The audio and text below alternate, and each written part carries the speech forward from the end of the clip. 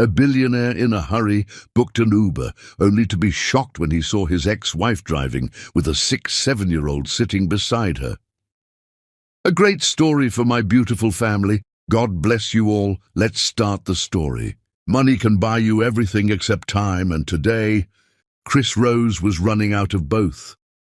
The mahogany desk trembled under the force of Chris Rose's clenched fist as he stared at the crimson numbers bleeding across his computer screen.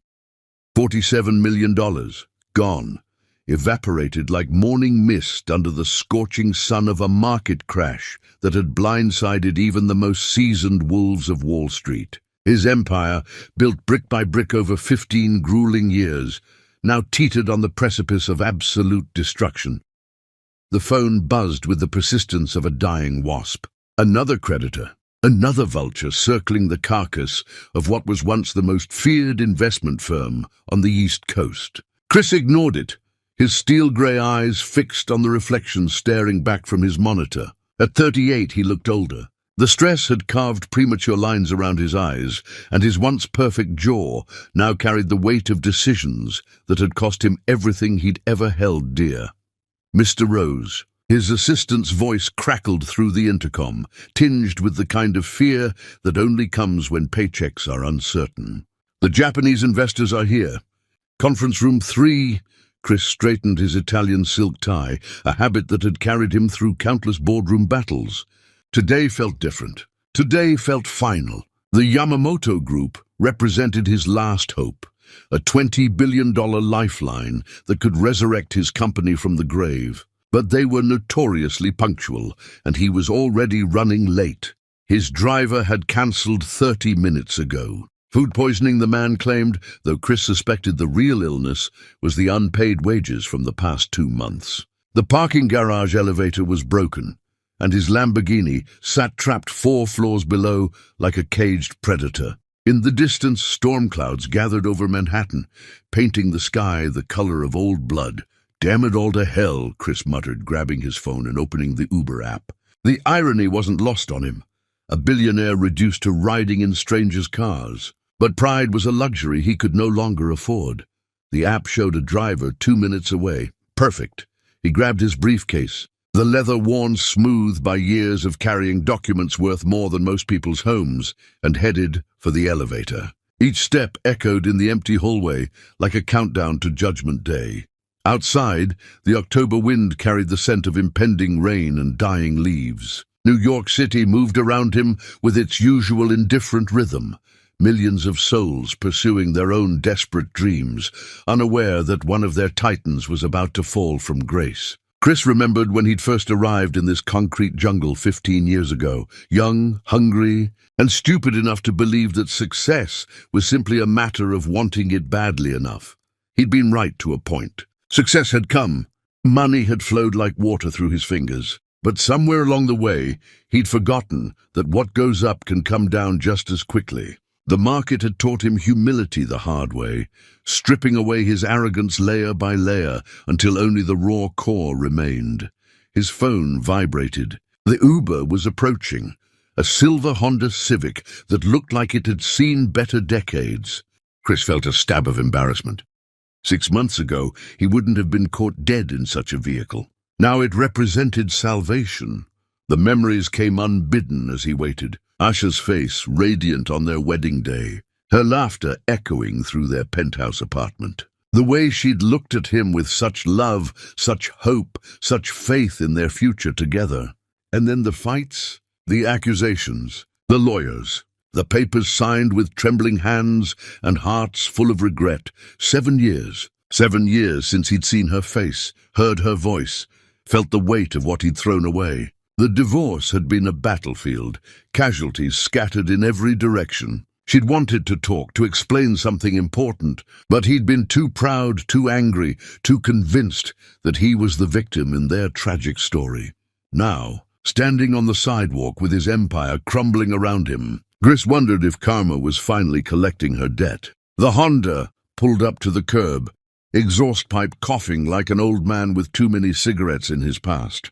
Through the windshield, he could see the driver's silhouette, petite frame, hair pulled back in a simple ponytail. Chris opened the passenger door, sliding into the worn fabric seat that smelled of air freshener and something else, something familiar that made his heart skip a beat. He looked up, ready to give the address, and found himself staring into a pair of dark brown eyes he'd once known better than his own. "Hello." "Chris," Usher Williams said, her voice carrying 7 years of hurt wrapped in forced politeness. Time stopped. The city sounds faded to white noise. His briefcase slipped from nerveless fingers, landing on the floor with a dull thud that seemed to echo in the sudden silence between them. She was older, yes, but still beautiful in that effortless way that had first captured his attention at a charity gala that now felt like a lifetime ago. Her skin still held that warm glow, her lips still curved in that same cautious smile that had once made him believe in happy endings. But there was something else in the car, a presence that made Chris turn his head slowly, as if moving through thick honey. In the back seat, wrapped in a blanket too large for his small frame, sat a boy. 7 years old, maybe 8, skin the color of café au lait, hair that curled at the edges, just like Chris's had when he was young. But it was the eyes that stole his breath away, his own eyes, the same steel grey that had stared back at him from mirrors his entire life. The boy looked sick, pale, fragile. Dark circles shadowed those familiar eyes, and his breathing seemed labored, as if each inhale was a conscious effort. He clutched a small, stuffed elephant to his chest, the toy worn smooth by countless nights of comfort. "Mama," the child whispered, his voice barely audible over the car's struggling engine. "I'm tired." Asha's hands tightened on the steering wheel until her knuckles went white. She didn't look at Chris, didn't acknowledge the recognition that passed between them like an electric current. Instead, she put the car in drive and pulled away from the curb, merging into traffic with the practiced ease of someone who'd been doing this job for longer than pride would have preferred. "Where to?" she asked, her tone professional, distant, as if she were speaking to just another passenger instead of the man who'd once promised her forever. Chris couldn't speak. His mind reeled, processing impossibilities, calculating dates, adding up clues that pointed to a truth he wasn't ready to face. The boy in the back seat looked at him with curious eyes, innocent and trusting in the way that only children could be. There was no accusation there, no judgment, just a sick little boy looking at a stranger who happened to share his face. "The Meridian Building," Chris finally managed, his voice hoarse. "And downtown." Asher nodded and adjusted the rearview mirror. For a moment, their eyes met in the reflection, and 7 years of silence stretched between them like a chasm too wide to bridge. Then she looked away, focusing on the road ahead, and Chris was left to contemplate the wreckage of his carefully constructed world. Outside, the first drops of rain began to fall, streaking the windows like tears. And Chris Rose realized that losing his fortune might be the least of his problems. Chapter 2. The Shock. Some ghosts refuse to stay buried, and the most dangerous ones are the ones that look exactly like the life you threw away. The Honda's engine coughed and wheezed as Asha navigated through Manhattan traffic, each struggle of the aging vehicle a reminder of how far she'd fallen from the penthouse life she'd once shared with the man now sitting in stunned silence beside her. The irony was suffocating. Her ex-husband, the great Chris Rose, reduced to riding in her beat-up Uber while their son lay sick in the back seat, unaware that his entire world was about to shift on its axis. Chris stared straight ahead, his jaw working silently, as if he were chewing words too bitter to swallow. Asha caught glimpses of him in her peripheral vision, still handsome, still carrying himself with that unconscious arrogance that had first attracted and ultimately repelled her. His expensive suit looked out of place in her car, a designer fish gasping in the wrong aquarium. "Mama," Jewel whispered from the back seat, and Asha's heart clenched at the exhaustion in her son's voice.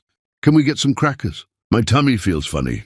"Soon, baby," she murmured, adjusting the rearview mirror to check on him. Jewel had been having more bad days lately. the mysterious illness that had plagued him for months, growing worse, despite the cocktail of medications they could barely afford. The specialists at Mount Sinai had been cautiously optimistic, but optimism didn't pay for treatment, and hope didn't put food on the table.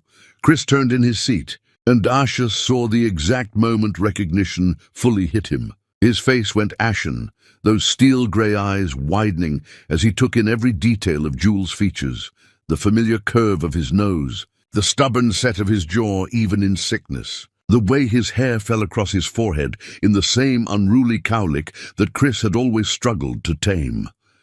"Jesus Christ," Chris breathed, the words barely audible. Over the city noise filtering through the windows, Asha's hands tightened on the steering wheel, until her wedding ring, the simple gold band she'd never been able to bring herself to remove, bit into her flesh. "Don't," she warned, her voice sharp as broken glass. "Don't you dare!" But Chris wasn't listening. His businessman's brain, the same calculating mind that had built and destroyed fortunes, was working overtime, processing dates and possibilities. "How old is he?" "That's none of your business." "Asha, how old is he?" The question hung in the air like a loaded gun. In the back seat, Jules had dozed off, his breathing shallow but steady, the stuffed elephant rising and falling with his chest. He looked so small, so vulnerable, wrapped in that threadbare blanket that Asha had bought at a thrift store when she was 7 months pregnant and trying to prepare for a baby whose father had already signed the divorce papers. "7, she finally answered, the word tasting like ash in her mouth. "He's 7 years old."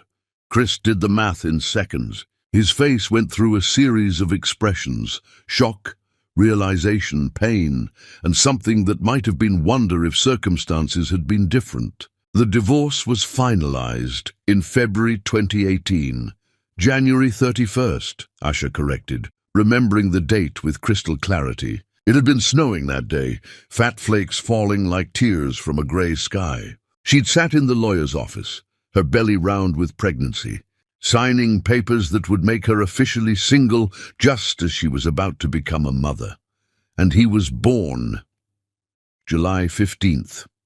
The date slipped out before she could stop it. Another wound torn open, 3.5 weeks early.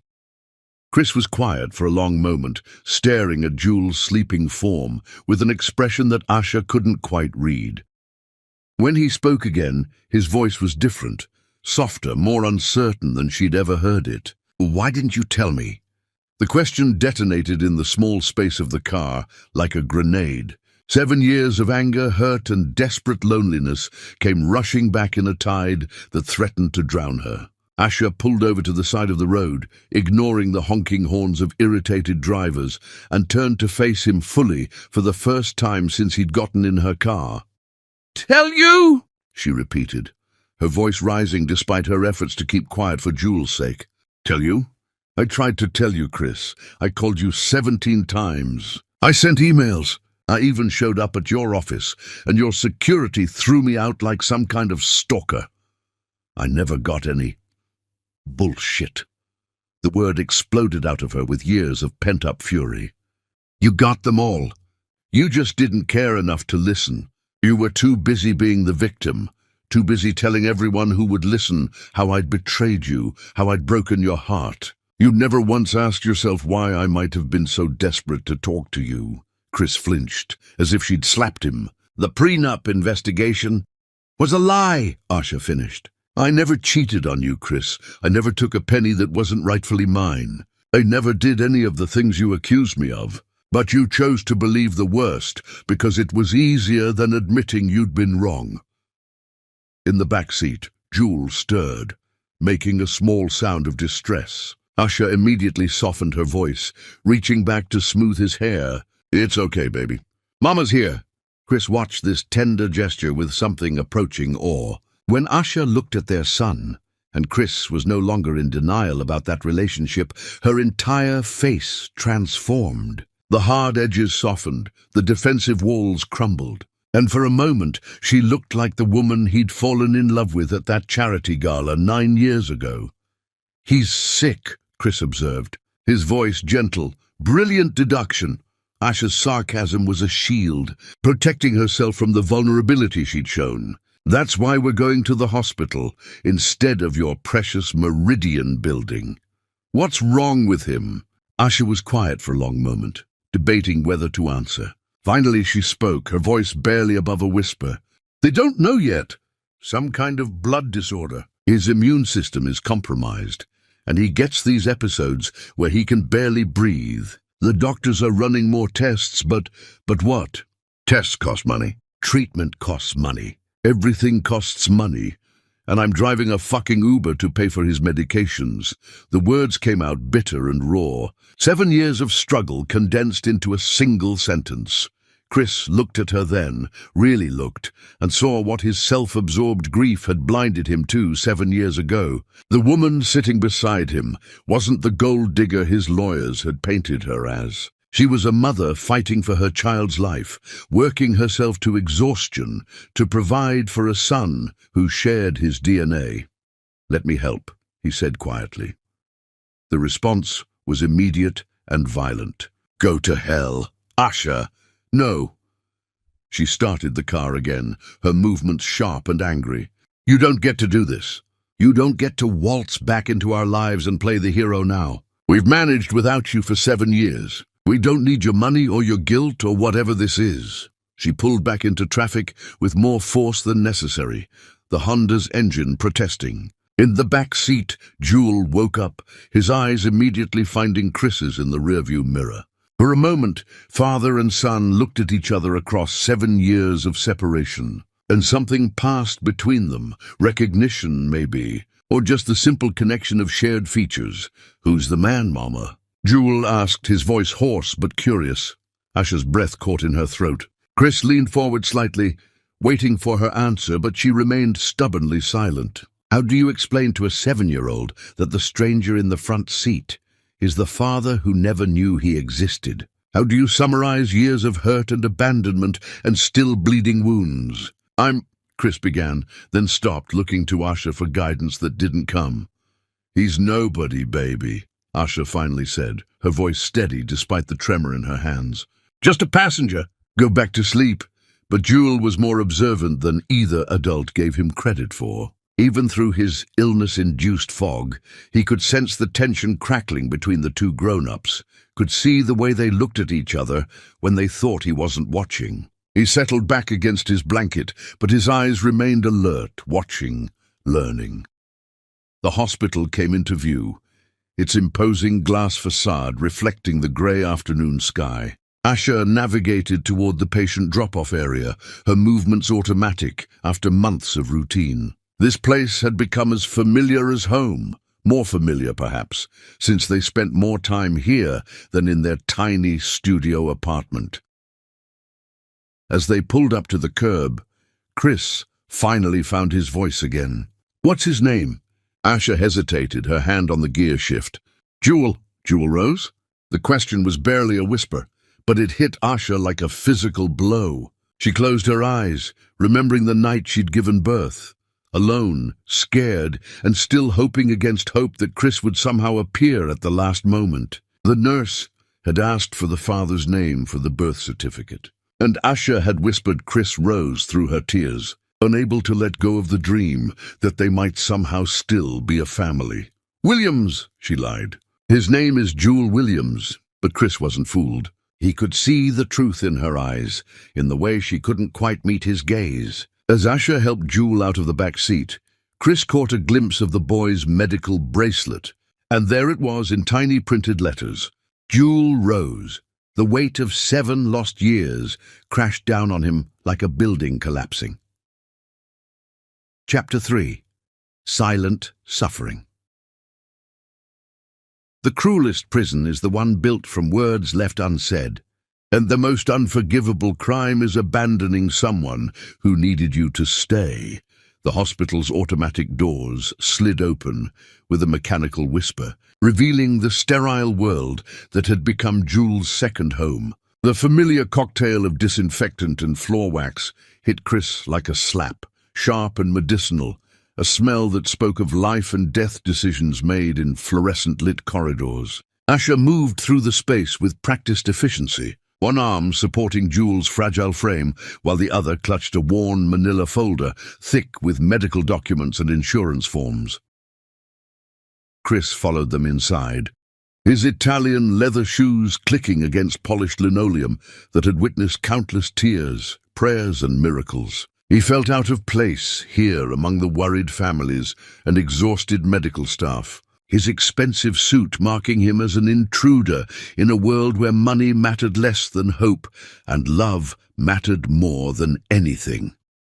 "Good afternoon, Mrs. Williams," called a nurse from behind the reception desk, her voice carrying the kind of forced cheer that healthcare workers perfected over years of seeing too much pain.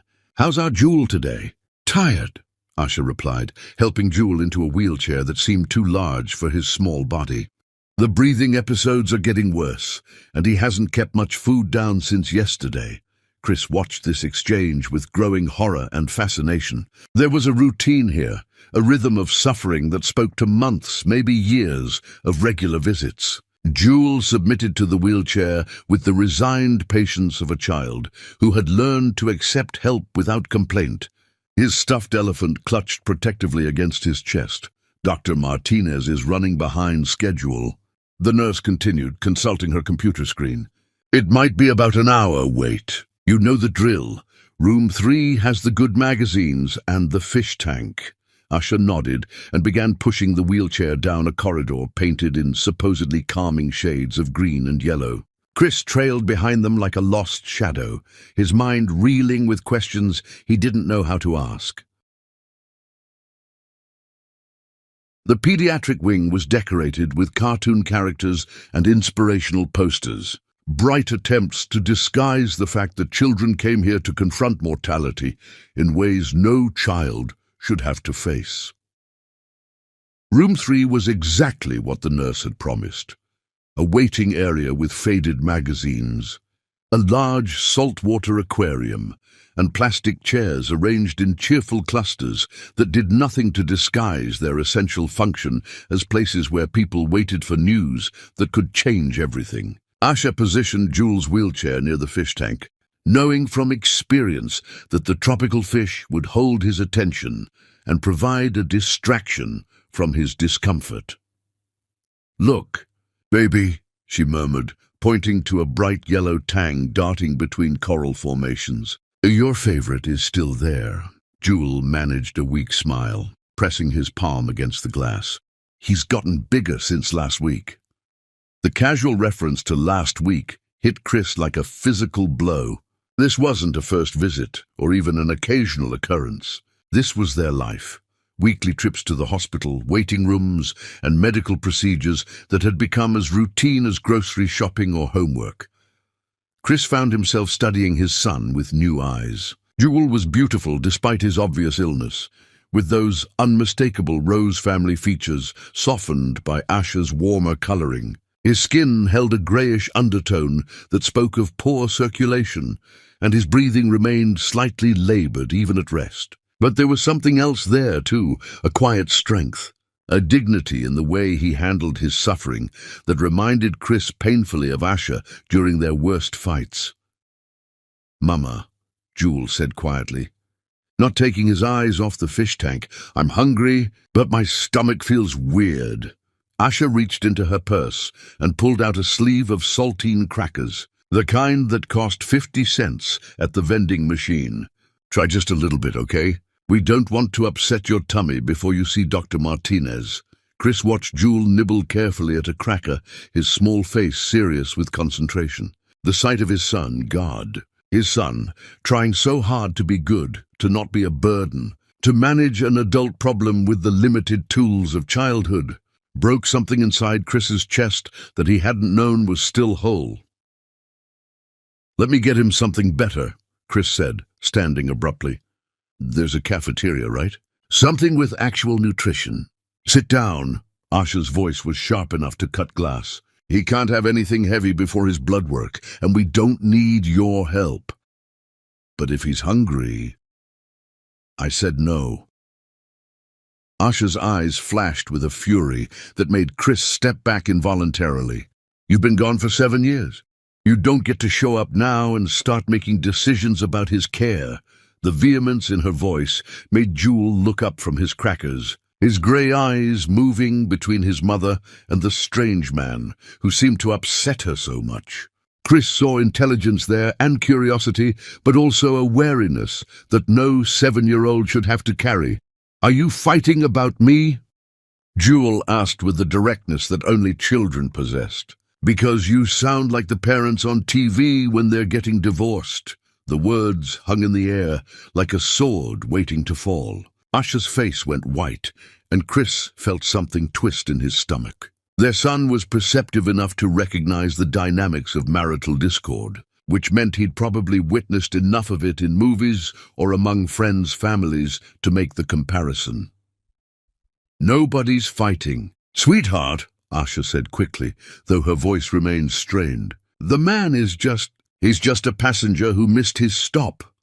Chris flinched at being reduced to such casual insignificance, but he couldn't argue with Asha's version of events. What was he to Jewel, really? A stranger who happened to share his DNA? A father who had never been present for a single birthday, Christmas morning, or sleepless night of fever? "Oh," Jewel considered this explanation with the seriousness he brought to most adult conversations. "Is he lost? Mama, we should help him find where he's supposed to go." The innocence of the suggestion was devastating. Here was his son, sick and tired and dealing with more medical trauma than most adults faced in a lifetime, still thinking about helping a stranger who seemed confused. Chris felt tears prick at his eyes for the first time in years, and he had to turn toward the fish tank to compose himself. "That's very kind of you, baby," Asha said softly, and Chris could hear the pride and love in her voice. "But I think he knows where he needs to be." Did he, though? Chris stared at the tropical fish swimming in their carefully controlled environment and wondered if he had any idea where he belonged in this complex equation. An hour ago he'd been focused on saving his company, on impressing Japanese investors and salvaging his financial empire. Now watching his ex-wife comfort a son he'd never known existed, those concerns felt like problems from another lifetime. "Mama," Jewel's voice had grown weaker, and he leaned heavily against the side of his wheelchair. "The hurty feeling is coming back." Asha was beside him instantly, her hand cool against his forehead. Chris watched her transform into full maternal protection mode, every movement economical and purposeful. She pulled a small digital thermometer from her purse, clearly a permanent resident there, and took Jewel's temperature with practiced ease. 99.4, she murmured, more to herself than anyone else. "Not too bad, but we should keep an eye on it." Chris found himself leaning forward unconsciously, as if proximity could somehow help. "Is that normal?" "The fever?" Asha shot him a look that could have frozen fire. "What do you think?" "Yes, it's completely normal for 7-year-olds to run fevers while waiting to see specialists about mysterious blood disorders. Happens all the time." The sarcasm was acidic, but Chris could hear the fear underneath it. This was a woman who had been fighting for her child's health alone for months, maybe longer, and every symptom was a source of terror she couldn't share with anyone. "I didn't mean," Chris began, but Jewel interrupted him. "Mama, why are you being mean to the nice man?" The question was asked with genuine confusion. "He just asked a question like Dr. Martinez does." Asha's expression softened immediately when she looked at Jewel, but her voice remained firm.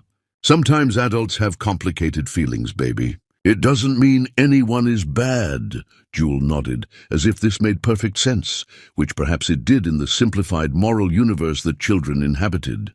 Chris envied that clarity, that ability to accept complex emotions without needing to understand all their sources and implications. A commotion in the hallway drew their attention. Another family arriving in crisis. Medical staff moving with urgent purpose.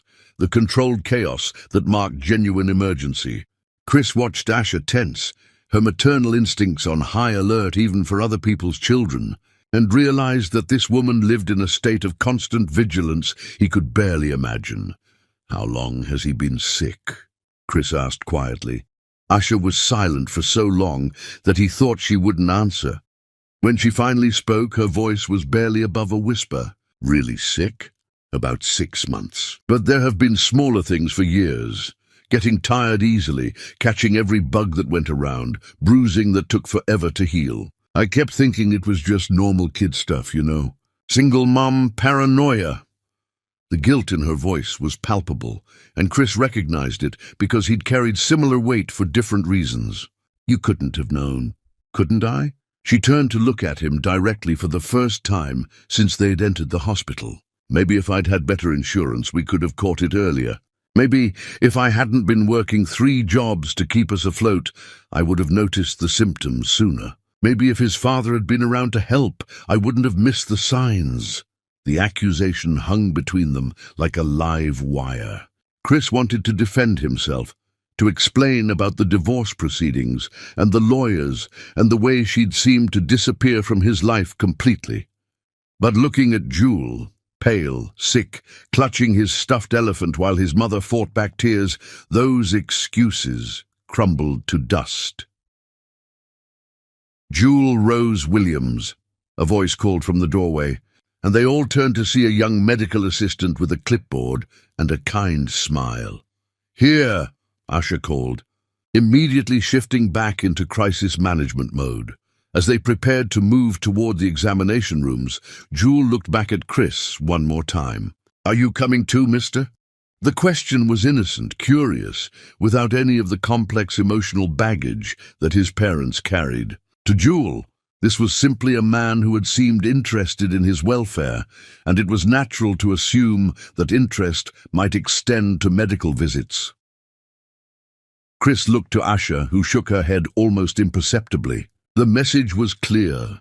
This was not his place, not his right, not his family to claim after 7 years of absence. "I need to go, buddy," Chris said, surprised by how much the words hurt to say. "But I hope you feel better soon." Jewel nodded solemnly and allowed himself to be wheeled away, leaving Chris alone in the waiting room with nothing but the sound of bubbling aquarium filters and the weight of 7 years' worth of mistakes. But as he watched them disappear down the corridor, Chris Rose made a decision that would change all their lives forever. Chapter 4. The Discovery.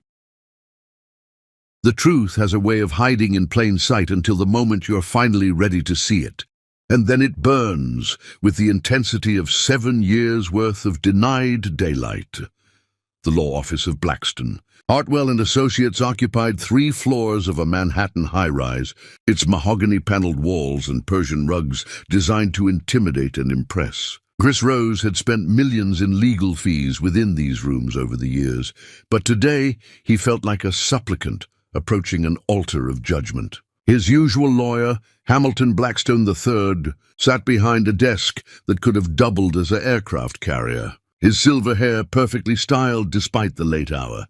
"Chris, I have to say, this request is highly unusual," Hamilton said, adjusting his gold-rimmed glasses as he reviewed the document spread before them. "You're asking me to dig into sealed divorce records, medical files, and financial documents from 7 years ago. May I ask why?" Chris stared out the floor-to-ceiling windows at the glittering city below. Somewhere out there, Asha was probably getting Jewel settled for the night after their hospital visit, helping him with medication, reading him stories, being the parent Chris had never learned to be. The thought made his chest tight with emotions he didn't know how to name. "I think I made a mistake," he said finally. "A big one." Hamilton's eyebrows rose slightly. In 15 years of representing Chris Rose, he'd never heard the man admit to error. "What kind of mistake?" "The kind that cost me my son." The words hung in the air between them like a confession at trial. Hamilton set down his pen and leaned back in his leather chair, studying Chris with the calculating gaze that made him one of New York's most feared divorce attorneys. "Chris, the divorce was finalized in 2018. Asha Williams signed a comprehensive settlement agreement. There was no mention of any children, no custody arrangements, no child support provisions. If there had been a pregnancy, our investigators would have..." Your investigators were looking for infidelity and hidden assets, Chris interrupted, his voice rough with exhaustion and regret. They weren't looking for medical records or hospital visits or birth certificates. Hamilton was quiet for a long moment, processing this new information. Are you telling me that Asha was pregnant during your divorce proceedings? Chris pulled out his phone and showed Hamilton a photo he'd taken surreptitiously at the hospital, Jewel asleep in his wheelchair, the medical bracelet clearly visible on his thin wrist. His name is Jewel Rose. He's 7 years old. Do the math. Hamilton studied the image with the attention to detail that had made him rich. Chris could see the exact moment recognition dawned, when the familiar Rose family features became undeniable. Jesus Christ, Chris. He looks exactly like you did at that age. I need everything, Chris said, his voice steady despite the earthquake happening inside his chest. Hospital records, birth certificate, medical bills, school enrollment forms, everything that proves what I should have known 7 years ago. Hamilton reached for his phone. This is going to take time. Medical records are sealed and hospital privacy laws. I don't care what it costs or what laws you have to dance around. I need to know what happened, and I need to know tonight. 3 hours later, Chris sat in his empty penthouse apartment, surrounded by documents that painted a picture of betrayal so complete it took his breath away. Not Asha's betrayal, his own. Every page was another knife twist, another moment of clarity about the magnitude of his mistakes. The birth certificate was dated July 15th, 2018. Father, Christopher James Rose. Mother, Asha Marie Williams. The baby had been born at Mount Sinai Hospital after a difficult labor complicated by stress and poor prenatal care. Asha had been alone. No family, no husband, no support system beyond the nursing staff who had held her hand through 13 hours of contractions. The hospital billing records were even more damning. Asha had been carried as an emergency admission, her insurance insufficient to cover the costs of premature labor.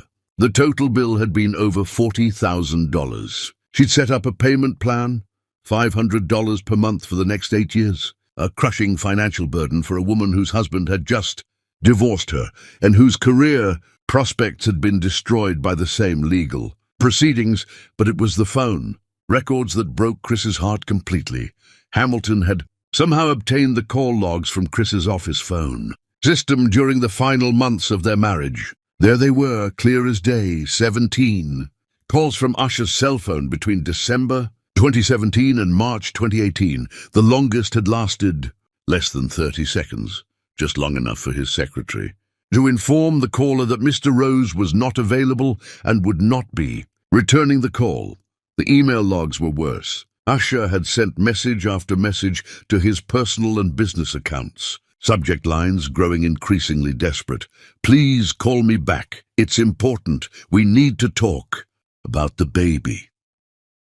That last one was dated February 14th, 2018. Valentine's Day. She'd tried to tell him about their son on Valentine's Day, and his security system had automatically deleted the message as spam from a blocked sender. Chris poured himself 3 fingers of whiskey from the bottle he kept for special occasions and disasters. This qualified as both. The apartment felt cavernous around him, 40 floors above the city where his family lived in circumstances he was only beginning to understand. He pulled up Asha's current address from the private investigator's report Hamilton had commissioned. A studio apartment in Queens, monthly rent $800, shared bathroom down the hall. The building had been cited multiple times for heating violations and pest control issues. This was where his son was growing up, in a place Chris wouldn't have housed his car. The medical records were the final straw. Jewel's health issues hadn't started recently. There were emergency room visits going back years, pediatric consultations, specialist appointments that Asha had somehow managed to afford through a combination of Medicaid, charity programs, and payment plans that would take her decades to complete. The most recent diagnosis was tentative but terrifying: possible juvenile myelofibrosis, a rare blood disorder that could be fatal without proper treatment. The recommended treatment plan made Chris's blood run cold. Bone marrow biopsy, chemotherapy, possible transplant surgery. The estimated cost ran into the hundreds of thousands of dollars, money Asher clearly didn't have and never would have, driving for Uber and working part-time jobs. Chris set down his whiskey glass with shaking hands and reached for his phone. He needed to see them again, needed to talk to Asha, needed to figure out how to undo 7 years of catastrophic mistakes. But when he tried to call the number from her Uber profile, it went straight to voicemail. "This is Asha, leave a message." Her voice was different than he remembered, harder, more guarded, worn down by years of carrying burdens that should have been shared. Chris tried to find words that could bridge the gap between what had been and what might still be possible. "Asha, it's Chris. I know you don't want to hear from me, but I've seen the medical records. I know about Jules' condition, and I know about the bills. I know what I did wrong, and I know it's probably too late to fix it, but I want to try. I want to help. Please call me back." He hung up and immediately called again, this time leaving a different message. "It's Chris again. I know you're screening your calls. I know you have every right to hate me. But Jules is sick and he needs treatment we can afford together, but you can't afford alone. I'm not trying to buy my way back into your lives. I'm trying to do what I should have done 7 years ago, please." The third message was simpler. "I love you, both of you. I know I don't have the right to say that anymore, but it's true. It's always been true." Chris spent the rest of the night researching juvenile myelofibrosis, reading medical journals and treatment protocols, until his eyes burned with exhaustion. The survival rates were good with proper care, excellent even. But the key word was proper. Asha couldn't provide proper care on her own, and their son would suffer for his father's pride and blindness. Dawn was breaking over Manhattan when Chris finally fell asleep on his leather couch, surrounded by documents that told the story of everything he'd lost and everything he might never get back. His last conscious thought was of Jules' grey eyes, looking at him with curiosity instead of condemnation, and the way the boy had asked if they were fighting about him. Because they were, in a way. They were fighting about love and responsibility and second chances, and whether 7 years of absence could be forgiven in the face of a child's need. They were fighting about whether Chris Rose deserved the chance to be the father he'd never learned to be, and whether Asha Williams had the strength to trust the man who'd already broken her heart once. But mostly they were fighting against time, because Jules Rose needed treatment. And every day they spent in anger and recrimination was another day closer to the point where forgiveness might not matter anymore. Chapter 5. The Confrontation. Some conversations can only happen when pride finally steps aside to make room for truth. But by then, the words carry the weight of everything that should have been said years ago. The October morning arrived grey and bitter. New York City, wrapped in fog that made the towering buildings look like monuments to lost dreams. Chris Rose sat in the back of a black sedan outside Mount Sinai Hospital, watching the patient drop-off area through tinted windows that felt like a barrier between him and the life he'd abandoned. He'd been there since 6 in the morning, waiting with the obsessive patience of a man who had nowhere else to be and everything to lose. At 7:30, he saw them. Asha's battered Honda pulled up to the curb, exhaust pipe coughing like an old man's last breath. She moved around to the passenger side with practiced efficiency, helping Jules out of his booster seat with the gentle care of someone who understood that every movement might cause pain. The boy looked worse than he had the day before, paler, more fragile, like a piece of antique glass that might shatter at the wrong touch. Chris waited until they'd entered the hospital before following, his heart hammering against his ribs with the irregular rhythm of a man walking toward his own judgment day. The pediatric wing was already busy, despite the early hour. A parade of worried parents and sick children that reminded him how many battles were being fought in rooms, just like this one, all over the world. He found them in room 3 again, Jewel positioned near the fish tank while Asha filled out paperwork with the weary resignation of someone who'd completed these forms countless times before. She looked up when Chris entered, and he saw her entire body tense like a deer sensing a predator. "What are you doing here?" Her voice was sharp enough to cut, but Chris could hear the exhaustion underneath the anger. "I know," he said simply, pulling a manila folder from his briefcase and setting it on the small table beside her chair. "I know everything." Asha glanced at the folder, then back at his face, searching for deception or manipulation or any of the games that had characterized the end of their marriage. Whatever she saw there made her shoulders slump slightly, as if she'd been holding her breath for 7 years and could finally exhale. "And?" she asked, though her tone suggested she already knew what he'd discovered. Chris looked at Jewel, who was watching the fish with the determined concentration of a child trying not to listen to adult conversations that were clearly about him. "Can we talk privately?" "No." Asha's response was immediate and firm. "Whatever you have to say, you can say it here. I'm not leaving him alone, and I'm not going anywhere with you." The rejection stung, but Chris understood it. Trust, once broken, didn't regenerate just because the breaking had been based on misunderstandings. He pulled up a plastic chair and sat down carefully, as if sudden movements might spook her into running. "I saw the birth certificate," he said quietly. "The hospital bills, the phone records, all of it." Asha's hands stilled on the insurance forms, her knuckles going white as she gripped the pen. And I know what I did. I know how badly I failed both of you." Chris's voice was steady, but Asha could see the tremor in his hands. "I know you tried to tell me, and I know I was too proud and too stupid and too convinced of my own righteousness to listen." "Congratulations," Asha said, her tone flat. "You figured it out 7 years too late. I want to help. With what?"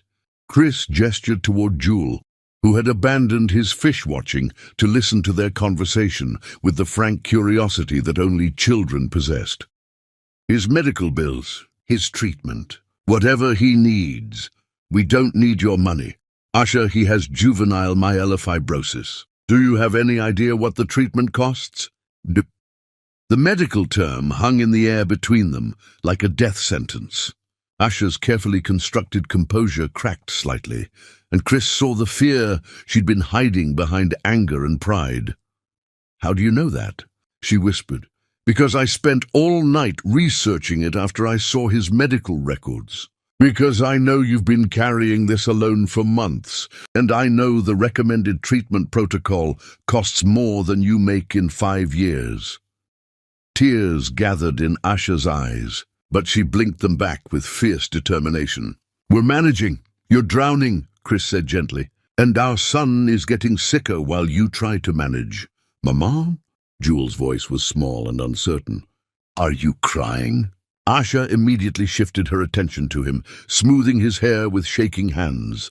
"No, baby, Mama's just tired." But Jewel was observant enough to see through the lie. His grey eyes, so like his father's, moved between his mother and the stranger who seemed to know things about his sickness that made his mama sad.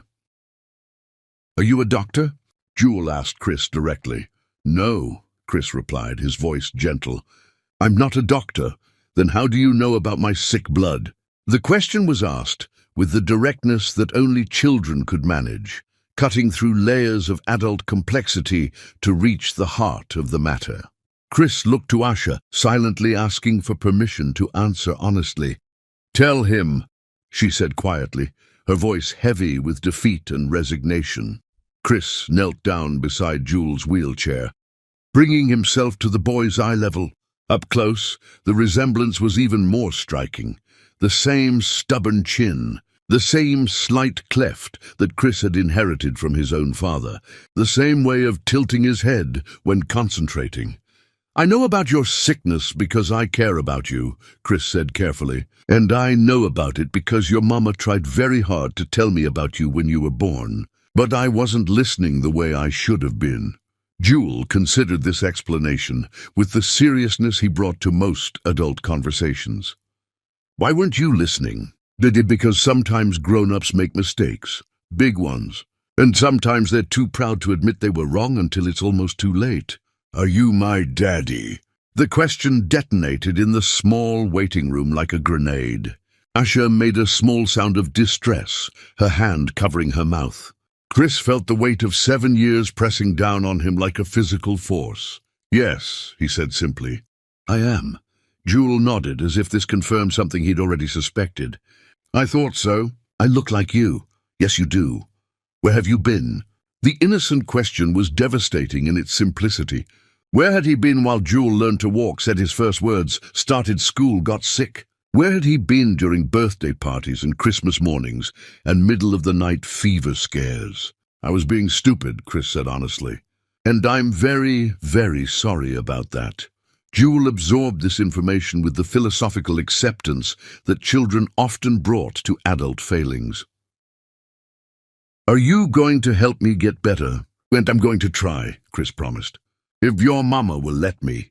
All eyes turned to Asha, who sat frozen in her plastic chair like a woman caught between competing storms. On one side was her pride, her anger, her justified fury at 7 years of abandonment. On the other was her love for Jewel, her fear for his health, her desperate need for the resources that could save his life.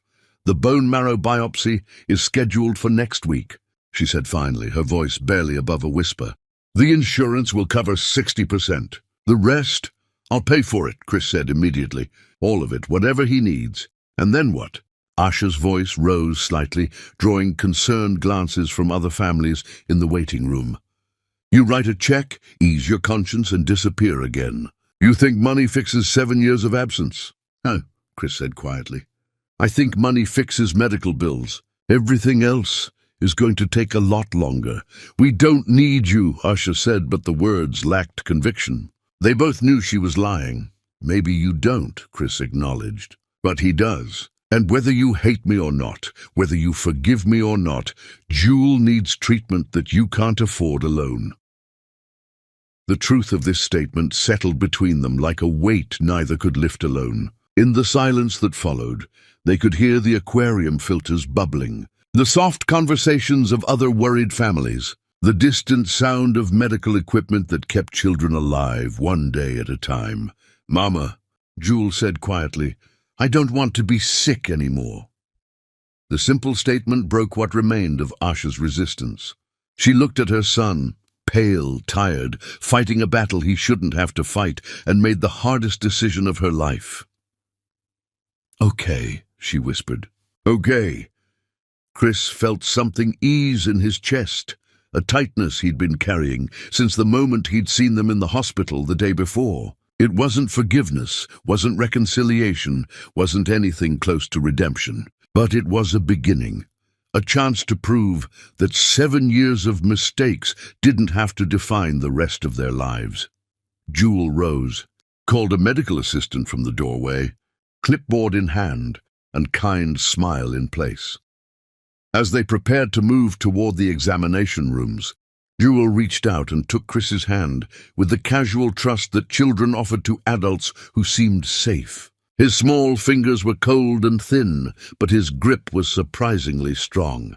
Will you stay this time? He asked, looking up at his father with eyes that held no accusation, only hope.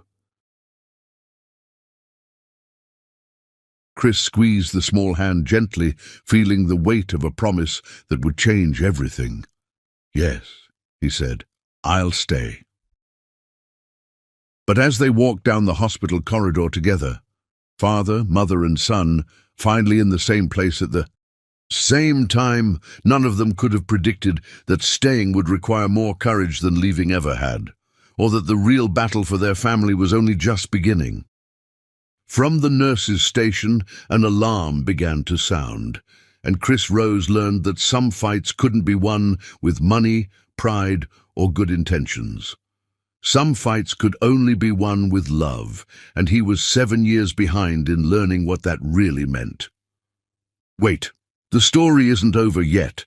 A beautiful part 2 will be uploaded in just a few hours. If you want to watch part 2, make sure to like this video, comment part 2, and subscribe to the channel. Don't forget to turn on the notification bell. God bless you, and bye until the next video. Have a wonderful day.